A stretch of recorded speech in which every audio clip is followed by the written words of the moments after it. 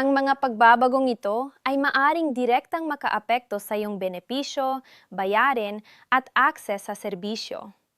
At isang simpleng pagkakamali lang ay maaring magdulot ng abala o problema na mahirap ayusin. Sa video na ito, ipapaliwanag ko ng malinaw ang 5 pagbabagong ito at kung ano ang dapat mong gawin para manatiling ligtas at handa. Siguraduhing panoorin mo ito hanggang dulo dahil may isang detalye na halos walang nagsasabi. Pero ito ang maaring magdulot ng pinakamalaking epekto sa iyo o sa iyong pamilya. Kalau Anda atau orang tua Anda terdaftar di BPJS, informasi seperti ini bukan sekadar tambahan, tapi sangat penting. Karena perubahan kecil saja bisa berdampak langsung pada manfaat, pembayaran, dan akses layanan kesehatan Anda. Banyak orang baru menyadari setelah mereka mengalami kendala, dan saat itu semuanya sudah terlambat. Subscribe sekarang dan aktifkan lonceng notifikasi supaya Anda selalu menjadi yang pertama tahu setiap perubahan penting yang bisa mempengaruhi kesehatan dan keuangan Anda. Di channel ini kami selalu memberikan update terbaru, penjelasan yang mudah dipahami, dan peringatan penting sebelum semuanya terjadi. Jangan tunggu sampai Anda dirugikan baru mencari informasi. Klik subscribe sekarang dan pastikan Anda selalu selangkah lebih siap dan terlindungi. Selamat datang kembali di kanal kami, dan untuk Anda yang baru pertama kali mampir, kami sangat senang bisa berbagi informasi yang benar-benar penting dan berdampak langsung pada kehidupan Anda. Pesan kami di awal adalah, tolong jangan abaikan video ini dan tolong bantu putar atau sampaikan isinya kepada orang-orang lansia di sekitar Anda yang mungkin tidak memiliki akses untuk menontonnya sendiri. Karena informasi yang akan kami sampaikan ini menyangkut hak kesehatan mereka yang sangat vital dan tidak bisa ditunda. Selamat datang kembali di kanal kami, dan untuk Anda yang baru pertama kali mampir, kami sangat senang bisa berbagi informasi yang benar-benar penting dan berdampak langsung pada kehidupan Anda. Pesan kami di awal adalah, tolong jangan abaikan video ini dan tolong bantu putar atau sampaikan isinya kepada orang-orang lansia di sekitar Anda yang mungkin tidak memiliki akses untuk menontonnya sendiri. Karena informasi yang akan kami sampaikan ini menyangkut hak kesehatan mereka yang sangat vital dan tidak bisa ditunda. Dalam waktu yang sangat dekat, tepatnya minggu depan, akan berlaku 5 perubahan besar dalam sistem BPJS Kesehatan yang secara khusus berdampak pada peserta lansia.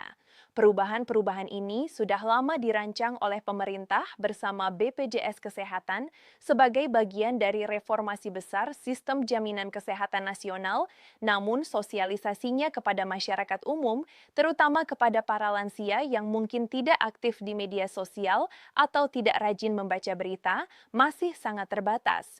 Inilah yang mendorong kami untuk hadir dengan video ini, memastikan bahwa setiap lansia di Indonesia mendapat kesempatan yang sama untuk memahami hak-haknya dan mempersiapkan diri menghadapi perubahan yang akan segera berlaku ini. Sebelum kita masuk ke 5 perubahan tersebut satu persatu, penting bagi kita untuk memahami mengapa lansia mendapat perhatian khusus dalam reformasi BPJS kali ini. Populasi lansia di Indonesia terus bertumbuh dengan sangat signifikan.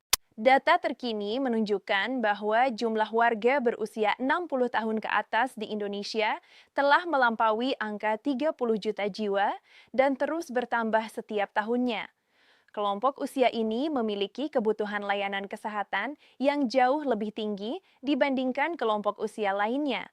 Karena seiring bertambahnya usia, risiko mengalami berbagai penyakit kronis seperti diabetes mellitus, hipertensi, penyakit jantung, stroke, gagal ginjal, osteoporosis, dan berbagai kondisi degeneratif lainnya juga semakin meningkat.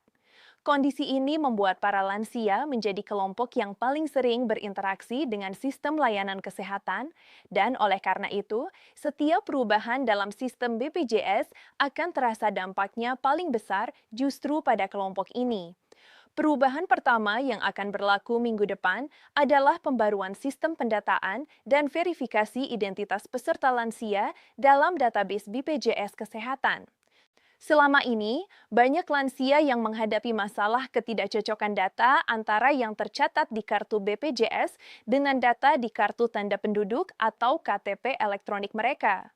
Ketidakcocokan ini seringkali disebabkan oleh perubahan alamat yang tidak dilaporkan, perbedaan penulisan nama, atau data yang belum diperbarui sejak pertama kali mendaftar bertahun-tahun silam. Dalam sistem baru yang akan berlaku, BPJS Kesehatan mengintegrasikan datanya secara penuh dan real-time dengan sistem kependudukan nasional yang dikelola oleh Kementerian Dalam Negeri. Artinya, setiap perbedaan atau ketidaksesuaian data akan langsung terdeteksi oleh sistem secara otomatis dan akan memicu notifikasi kepada peserta yang bersangkutan untuk segera melakukan klarifikasi dan pembaruan data. Yang perlu diwaspadai dari perubahan ini adalah bahwa peserta lansia yang datanya tidak sesuai dan tidak segera melakukan pembaruan dalam jangka waktu yang telah ditentukan berisiko mengalami gangguan akses layanan kesehatan. Dalam kondisi darurat medis, hambatan administratif seperti ini tentu bisa sangat berbahaya. Oleh karena itu, kami sangat menyarankan kepada seluruh keluarga yang memiliki anggota lansia untuk segera memeriksa data BPJS orang tua atau kakek nenek mereka melalui aplikasi mobile JKN, dan jika ditemukan ketidaksesuaian, segera urus pembaruannya di kantor cabang BPJS terdekat atau melalui layanan digital yang tersedia.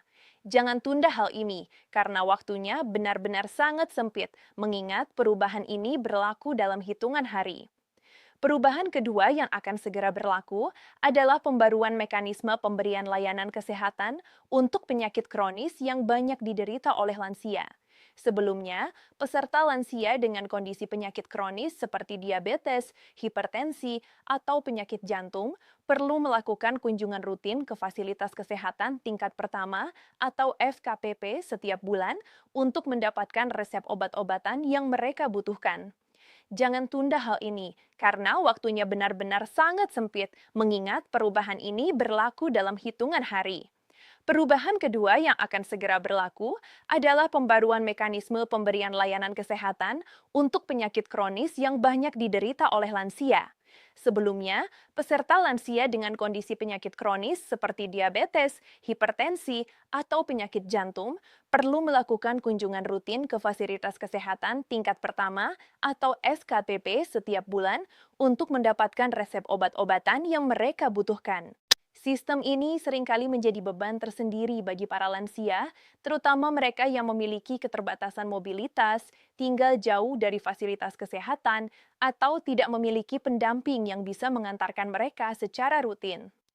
Dalam sistem baru yang akan berlaku, peserta lansia dengan penyakit kronis yang kondisinya sudah stabil dan terkontrol dengan baik akan mendapatkan kemudahan berupa pemberian resep obat untuk jangka waktu yang lebih panjang, yaitu hingga 3 bulan sekaligus dalam satu kunjungan, tanpa perlu datang kembali setiap bulan selama kondisi mereka tidak mengalami perubahan yang signifikan.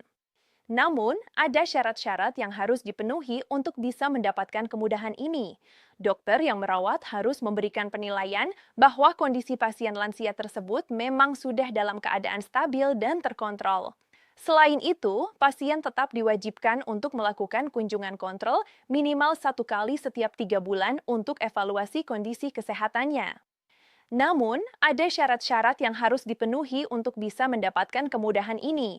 Dokter yang merawat harus memberikan penilaian bahwa kondisi pasien lansia tersebut memang sudah dalam keadaan stabil dan terkontrol.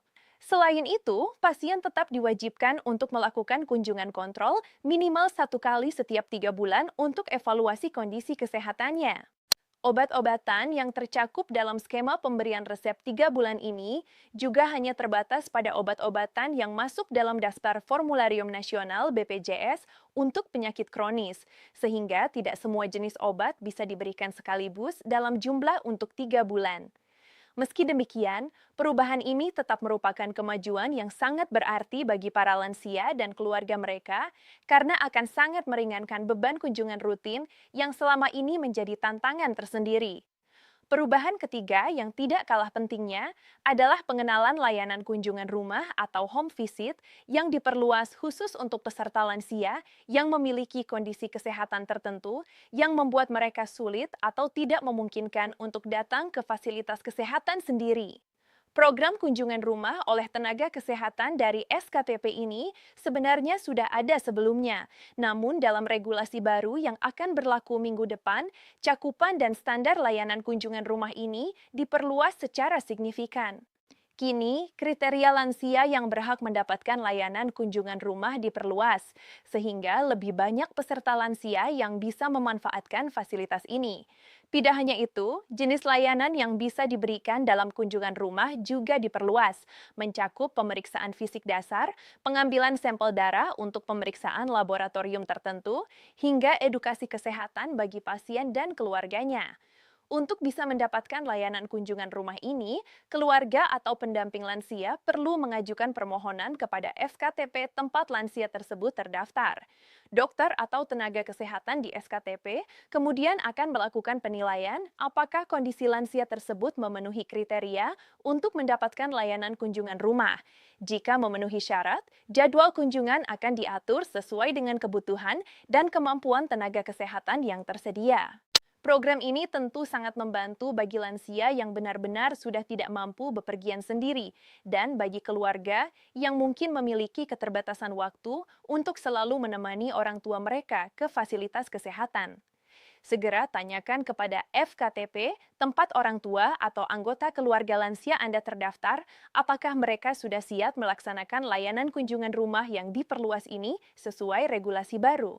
Perubahan keempat adalah yang paling banyak dinantikan oleh para lansia dan keluarga mereka, yaitu perluasan cakupan layanan kesehatan gigi untuk peserta lansia melalui BPJS Kesehatan.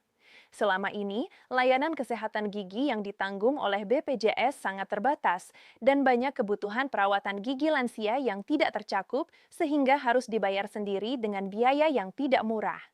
Dalam perubahan terbaru yang akan berlaku, beberapa jenis layanan kesehatan gigi tambahan untuk lansia kini masuk dalam cakupan yang ditanggung BPJS. Ini termasuk beberapa prosedur perawatan yang sebelumnya tidak ditanggung, namun sangat relevan bagi kondisi kesehatan mulut lansia secara umum. Kesehatan gigi dan mulut pada lansia bukan sekedar soal estetika, melainkan berkaitan langsung dengan kemampuan mereka untuk makan dengan baik sehingga asupan nutrisi terjaga. Dan penelitian medis telah lama membuktikan bahwa kesehatan gigi yang buruk pada lansia berkorelasi dengan peningkatan risiko berbagai penyakit serius, termasuk penyakit jantung dan infeksi sistemik. Namun perlu dipahami bahwa perluasan cakupan layanan gigi ini tetap memiliki batasan dan syarat. Layanan gigi yang diperluas ini hanya tersedia di fasilitas kesehatan yang telah bermitra dengan BPJS dan memiliki tenaga dokter gigi yang berkompeten, serta hanya berlaku untuk jenis perawatan yang masuk dalam daftar yang telah ditetapkan. Prosedur-prosedur yang bersifat sangat elektif atau kosmetik semata tetap tidak akan ditanggung oleh BPJS. Oleh karena itu, sangat penting bagi para lansia atau keluarganya untuk berkonsultasi terlebih dahulu dengan dokter gigi di FKTP tempat mereka terdaftar untuk memahami dengan jelas layanan apa saja yang bisa diakses menggunakan BPJS dan apa saja yang masih harus dibayar secara mandiri. Perubahan kelima dan terakhir yang akan kami bahas adalah pembaruan mekanisme pengajuan dan pemrosesan klaim untuk alat bantu kesehatan yang dibutuhkan oleh lansia. Alat bantu kesehatan yang dimaksud di sini antara lain meliputi kacamata, alat bantu dengar, kursi roda, dan alat bantu gerak lainnya yang memiliki indikasi medis yang jelas. Dalam sistem lama, proses pengajuan klaim untuk alat bantu kesehatan ini seringkali terasa rumit, memakan waktu yang lama, dan membutuhkan berbagai dokumen yang tidak mudah untuk disiapkan oleh para lansia, terutama mereka yang sudah memiliki keterbatasan fisik maupun kognitif. Banyak lansia yang akhirnya menyerah dan memilih membeli alat bantu tersebut dengan biaya sendiri karena merasa prosesnya terlalu berbelit-belit. Padahal sebenarnya mereka berhak mendapatkannya melalui BPJS. Dalam regulasi baru yang akan berlaku, proses pengajuan klaim alat bantu kesehatan untuk lansia disederhanakan secara signifikan. Jumlah dokumen yang diperlukan dikurangi, prosedurnya dibuat lebih mudah dipahami dan dilaksanakan, serta waktu pemrosesan klaim dipercepat. Selain itu, batas nilai penggantian untuk beberapa jenis alat bantu juga mengalami penyesuaian ke atas untuk mengakomodasi kenaikan harga yang telah terjadi dalam beberapa tahun terakhir. Yang juga menjadi kabar baik adalah bahwa dalam sistem baru ini, pengajuan klaim alat bantu kesehatan bisa difasilitasi oleh tenaga kesehatan di SKPP yang merawat lansia tersebut, sehingga keluarga tidak perlu lagi bolak-balik ke berbagai instansi untuk mengurus kelengkapan berkas. Melampaui kelima perubahan utama tersebut, ada satu hal yang perlu kami sampaikan secara khusus kepada para keluarga yang memiliki lansia dengan kondisi demensia atau kepikunan yang sudah cukup parah. Perubahan-perubahan dalam sistem BPJS yang baru ini tentu tidak bisa diurus sendiri oleh lansia yang bersangkutan jika mereka mengalami gangguan kognitif. Oleh karena itu, regulasi baru juga mempertegas dan mempermudah mekanisme penunjukan pendamping atau kuasa yang sah untuk mengurus kepesertaan dan layanan BPJS atas nama lansia tersebut. Jika Anda adalah anak atau wali dari seorang lansia dengan kondisi ini, segera tanyakan kepada kantor BPJS terdekat mengenai prosedur resmi penunjukan pendamping agar Anda memiliki kapasitas hukum yang diakui untuk mengurus semua keperluan BPJS orang tua atau anggota keluarga Anda yang lansia tersebut. Jika Anda adalah anak atau wali dari seorang lansia dengan kondisi ini, segera tanyakan kepada kantor BPJS terdekat mengenai prosedur resmi penunjukan pendamping agar Anda memiliki kapasitas hukum yang diakui untuk mengurus semua keperluan BPJS orang tua atau anggota keluarga Anda yang lansia tersebut. Kita juga perlu berbicara tentang akses informasi yang adil bagi para lansia. Banyak dari mereka, terutama yang tinggal di pedesaan atau di daerah dengan akses internet yang terbatas, tidak memiliki kemampuan atau kesempatan untuk mengakses informasi ini secara mandiri melalui platform digital. Disinilah peran serta seluruh masyarakat, termasuk Anda yang sedang menonton video ini, menjadi sangat penting. Jika Anda tinggal di sekitar lansia atau memiliki tetangga yang sudah berusia lanjut dan mungkin tidak tahu tentang perubahan-perubahan ini, luangkanlah sedikit waktu untuk menyampaikan informasi ini kepada mereka secara langsung. Anda bisa menceritakan poin-poin pentingnya dalam percakapan sehari-hari atau membantu mereka untuk menghubungi pihak BPJS atau mengunjungi kantor cabang untuk mendapatkan penjelasan langsung dari petugas. Pemerintah daerah dan puskesmas di seluruh Indonesia juga seharusnya memainkan peran aktif dalam mensosialisasikan perubahan ini kepada masyarakat lansia di wilayah mereka. Program Posyandu Lansia yang ada di banyak desa dan kelurahan bisa menjadi wadah yang efektif untuk menyampaikan informasi ini secara langsung kepada kelompok sasaran. Jika Anda adalah kader posyandu, pengurus RT atau RW, atau pemimpin komunitas di lingkungan Anda, kami mengajak Anda untuk turut aktif menyebarkan informasi ini kepada para lansia di komunitas Anda. Sebagai penutup dari video yang sangat penting ini, kami ingin menegaskan kembali bahwa kelima perubahan yang akan berlaku minggu depan ini pada intinya adalah kabar baik bagi para lansia Indonesia, meskipun prosesnya mungkin terasa mengharuskan adanya penyesuaian dan usaha tambahan di awal. Pembaruan data yang lebih akurat, kemudahan akses obat untuk penyakit kronis, layanan kunjungan rumah yang diperluas, cakupan layanan gigi yang lebih baik, serta proses klaim alat bantu yang lebih mudah adalah bukti nyata bahwa sistem jaminan kesehatan nasional terus berbenah untuk memberikan pelayanan yang lebih baik kepada seluruh warganya, terutama mereka yang paling membutuhkan perhatian, yaitu para lansia kita yang telah berjasa besar sepanjang hidup mereka. Mari kita pastikan bersama bahwa tidak ada satupun lansia di sekitar kita yang melewatkan hak-hak mereka hanya karena kurangnya informasi. Bagikan video ini, sampaikan pesannya, dan jadilah bagian dari gerakan peduli lansia Indonesia. Terima kasih telah menonton hingga akhir. Jangan lupa untuk menekan tombol suka, berlangganan kanal kami, dan aktifkan notifikasi agar Anda selalu menjadi yang pertama mendapatkan informasi penting seperti ini. Sampai jumpa di video berikutnya.